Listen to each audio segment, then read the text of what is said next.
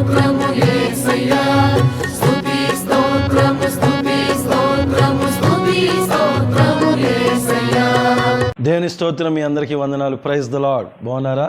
ఈ ఉదయకాలం దేవుని యొక్క కృపను బట్టి మరొక వాగ్దానం మనకిచ్చాడు. ఆదికాండం 2:3 కాబట్టి దేవుడు ఆ 7 దినములను ఆశీర్వదించి పరిశుద్ధపరచునని అనగా దాన్ని దేవుడు తాను చేసినట్టు సృజించినట్టు తన పని అంతటి నుండి విశ్రమించును.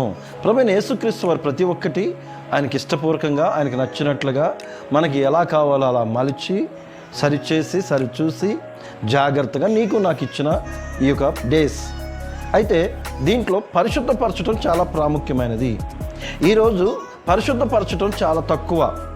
పరిశుద్ధపరచడం అంటే అన్నిటినీ పరిశుద్ధపరిచాడు అంటే ప్రాముఖ్యమైనది నా హృదయము పరిశుద్ధపరచుకోవటం. నా హృదయంలో పరిశుద్ధపరచుకోకపోతే నా హృదయమును నిండిన దాన్ని బట్టి నోరు మాట్లాడును. నా హృదయం నిండిన దాన్ని బట్టి నోరు మాట్లాడును. కనుక ప్రభువైన యేసుక్రీస్తు వారు ఏం చేశాడంటే అన్నిటిని పరిశుద్ధపరిచాడు. నీవు నేను దాన్ని ఏం చేసామంటే పరిశుద్ధపరిచిన దానికి ఆపోజిట్ చెడగొట్టుకోవటం అండి. నేను తెలుగులో నీట్గా మాట్లాడతాను. ఉన్నదాన్ని మంచిగా ఉన్నదాన్ని చెడగొట్టమాకు నాన్న అని ఎలా అంటామో అలాగే ప్రభువుని యేసుక్రీస్తు వారు అన్నీ మంచి చేశారు, మనం అన్నీ చెడగొట్టుకుంటున్నాం. అయితే దీనికి ఎందుకు చెప్తున్నానంటే నిన్ను ప్రతి చోట నిన్ను నిలబెట్టాలనే ఆశ ఉంది ఆయనకి. ప్రతి చోట నిన్ను హెచ్చింపు జీవితంలో ఉంచాలని ఆయనకు ఆశ ఉంది. ప్రతి చోట నిన్ను పరిశుద్ధపరచాలని ఆశపడుతుంటే నువ్వు దేవునికి దూరం అవుతున్నావు. దేవునికి దూరం అవడమే కాకుండా దేవుడు అంటే ఏంటో తెలియనట్టుగా నటిస్తున్నావు.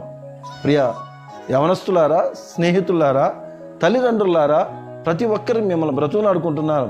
మనం చేస్తున్న పనిలో కానీ మాటల్లో కానీ ప్రతి దాంట్లో మనం అనుకుంటున్నాము మనది చేసింది కరెక్టే అనుకుంటున్నాం. కాదండి. ప్రభు ఏం చెప్పాడో ఒకసారి గ్రహించి మనం ఏం చేయాలంటే ఆయన అంటున్నాడు కదా, ఆశీర్వదించి పరిచయను. ఎందుకు పరిచాడంటే ఆశీర్వదించాడు, పరిశుద్ధపరిచాడు. ఈరోజు నేను దీవులు పోగొట్టుకోవడం కారణం ఏంటి? నేను ఎక్కడికన్నా వెళ్ళినప్పుడు, ప్రార్థనలకు వెళ్ళినప్పుడు వాళ్ళు చెప్తున్న ప్రేయర్ రిక్వెస్ట్లు ఏంటో తెలుసా? మొదటిగా అప్పులు, అటు తర్వాత తన భర్త తాగుబోతై ఉన్నాడు, అటు తర్వాత కుటుంబంలో సమస్యలు, అటు తర్వాత పిల్లలు చదవట్లేదు, అటు తర్వాత పిల్లలు తాగుబోతులు అయ్యారు, లేకపోతే పిల్లలు నా మాట వింటలేదు, పిల్లలు ఇంకొక అబ్బాయిని తీసుకొని వెళ్ళిపోవడం, లేకపోతే ఇంకొక అమ్మాయి, ఇలా రకరకాల మాటలన్నీ వింటున్నాను. ఎవరు చేశారండి ఇవన్నీ? ప్రభువైన యేసుక్రీస్తు వారు ఇవన్నీ చెప్పలేదు ఎక్కడ. మిమ్మల్ని పరిశుద్ధపరిచాను అన్నప్పుడు ఇవన్నీ మనం ఎందుకు తీసుకొచ్చుకున్నామంటే మనము పని కట్టుకొని వాటిని తెచ్చుకుంటున్నాము. పని కట్టుకొని మనం అవి తెచ్చుకోవటం వల్ల మనం దూరం అవుతున్నాం, పరిశుద్ధత నుండి బలహీనం అయిపోతున్నాము. ఇక మీదటైనా సరే ప్రార్థనలో జయించండి. ప్రార్థన మిమ్మల్ని ఆశీర్వదిస్తుంది. ప్రార్థన మిమ్మల్ని ఏ స్థితిలో ఉంచాలో ఆ స్థితిలో మిమ్మల్ని ఉంచుద్ది. ప్రార్థన శక్తినిస్తుంది, ప్రార్థన బలమునిస్తుంది, ప్రార్థన మీ జీవితాన్ని మార్చివేస్తుంది.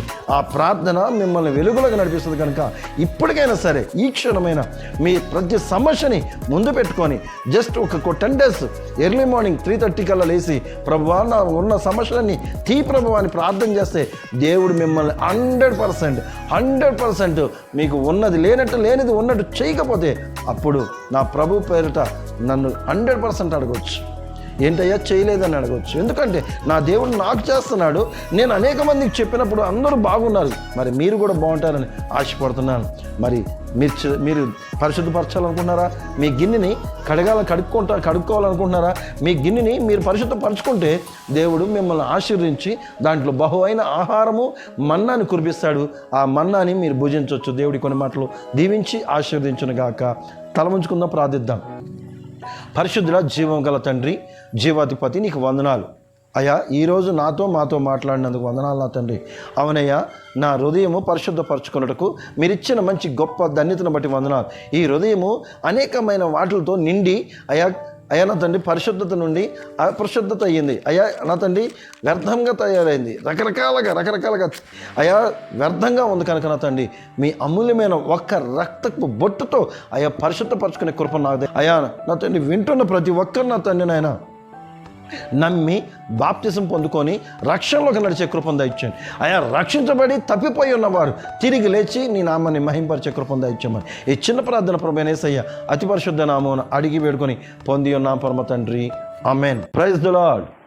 ఈరోజు పెళ్లి రోజు అలాగే పుట్టినరోజు జరుపుకుంటున్న మీ అందరికీ నా హృదయపూర్వక వందనాలు. వినండి వినిపించండి ద్వారా మీకు శుభములు. దేవుడు మిమ్మల్ని దీవించి ఆశీర్వదించునుగాక.